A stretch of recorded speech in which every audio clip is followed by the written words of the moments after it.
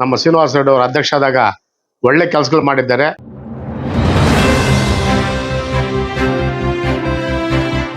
ನಮಸ್ಕಾರ.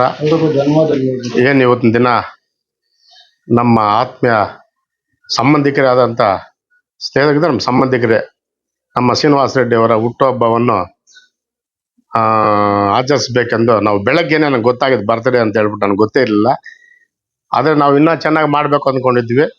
ಇವಾಗ ಅರ್ಜೆಂಟಾಗಿ ಬಾಲಾಜಿ ಭವನ ಒಳಗೆ ಎಲ್ಲ ನಮ್ಮ ಕೌನ್ಸಿಲರ್ಗಳು, ನಮ್ಮ ಟೀಚರ್ಸು, ನಮ್ಮ ರಾಮಪೇರ್ ಪ್ರಿನ್ಸಿಪಲು, ನಮ್ಮ ಮಾರಪ್ಪ ಅವರು, ನಮ್ಮ ಗೌಡ್ರು, ಆಮೇಲೆ ನಮ್ಮ ರೈತ ಸಂಘ ನಾರಾಯಣ ಗೌಡ್ರು, ನಿಜವಾಗಿ ನಾವೆಲ್ಲ ಇಷ್ಟು ಜೋರಾಗಿ ಮಾಡ್ತೀವಿ ಅಂದ್ಕೊಂಡು ಹಾಸ್ಪಿಟ್ಲಾಗಿ ಇದೊಂದು ದೊಡ್ಡ ಇದೇ ಆಗೋಯ್ತು.